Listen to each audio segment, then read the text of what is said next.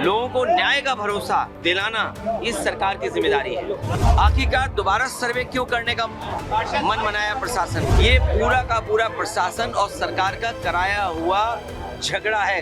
अन्याय अगर किसी ने किया तो सरकार और प्रशासन ने मिलकर किया है। समाजवादी पार्टी का डेलीगेशन संभल जाना था। हम सब लोग शांति के पक्ष में हैं।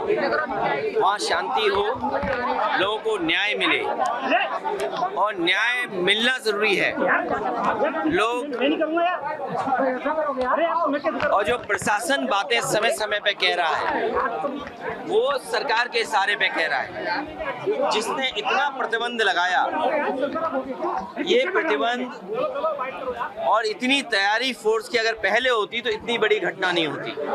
लोगों को न्याय का भरोसा दिलाना इस सरकार की जिम्मेदारी है। न्याय और लोगों को न्याय मिलेगा, इसके लिए प्रशासन और सरकार की जिम्मेदारी बड़ी बनती है। लेकिन जो कुछ संभल में हुआ है, पहले दिन जब सर्वे हुआ किसी को आपत्ति नहीं थी, सभी लोगों ने मिलकर के सर्वे कराया। आखिरकार दोबारा सर्वे क्यों करने का मन बनाया प्रशासन ने? दोबारा बनाया। और जब जा रहा था सर्वे की टीम में तो बीजेपी के कार्यकर्ता क्यों गए? ये पूरा का पूरा प्रशासन और सरकार का कराया हुआ झगड़ा है। अन्याय अगर किसी ने किया तो सरकार और प्रशासन ने मिलकर किया है।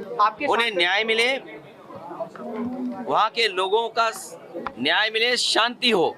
और शांति बीजेपी कभी पसंद नहीं कर सकती। शांति होगी तो विकास और खुशहाली होगी। लोग खुशहाली और आगे बढ़ने का सोचेंगे। लेकिन बीजेपी जानबूझ करके कह रहे हैं डेलीगेशन नहीं जाने दिया। और कब तक? अंतोगतवा डेलीगेशन या लोगों को मिलने तो आप देंगे ना। कब तक आप ये भी कोशिश करते हो कि पूरे संभल में टीन लगा दो? याद कीजिए, लखनऊ में टीन लगाई थी, क्या संभल में भी टीन लगा देंगे? हर जगह ये प्रशासन जानबूझ करके ध्यान हटाना चाहता है।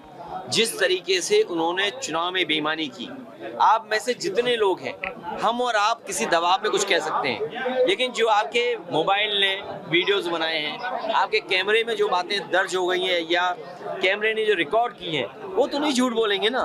किस तरीके से बेईमानी की, पूरा का पूरा वोट लूट लिया, लोगों को वोट नहीं डालने दिया।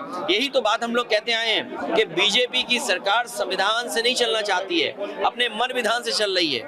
और जब एक एक्ट है, प्लेसेस ऑफ वर्शिप एक्ट है जब, तो आप क्यों इस तरह की बात कर रहे हैं? क्यों इस तरह का काम जानबूझ के कर रहे हैं? आपकी जो मुख्य पार्टी है, मुख्य विचारधारा है, उसके लोग भी यही कहते हैं कि ये जरूरी नहीं कि हर जगह आप खो दें। अखिलेश जी, संभल के उपद्रवियों को शहीद बताया जा रहा है, क्या कहेंगे आप? देखिए, जो ये भाषा किसकी है? इस भाषा का कोई स्वीकार नहीं करेगा लोकतंत्र में। ये पूरा सब कुछ कराया हुआ प्रशासन का है। कमिश्नर ये कह रहे हैं कि 10 तारीख के बाद ही आ सकती है समाजवादी पार्टी का डेलीगेशन। तो 11 तारीख को बुला लें कमिश्नर साहब। तो इसका मतलब अगर आप कमिश्नरी सरकार चला रहे हैं, इसका मतलब तो 11 तारीख को बुला लें।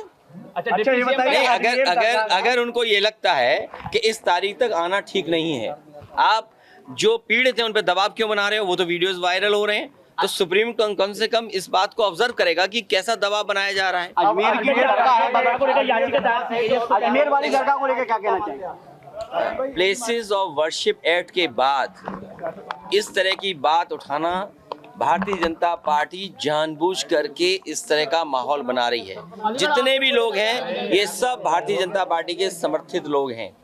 इस देश में शांति होगी तभी विकास होगा, तभी खुशहाली आएगी, तभी लोगों का जीवन बदलेगा। और बीजेपी कभी भी शांति नहीं चाहती। डिप्टी सीएम केशव प्रसाद मौर्य ने कहा है कि समाजवादी पार्टी दंगा कराना चाहती है और खींच बिठा रही है हार का उपचुनाव की। समाजवादी पार्टी आवाज उठा रही है उनके खिलाफ जो उत्तर प्रदेश को संविधान से नहीं चलने देना चाहते हैं, कानून से नहीं चलने देना चाहते। किसने नहीं देखा कि बूथ लूटा गया?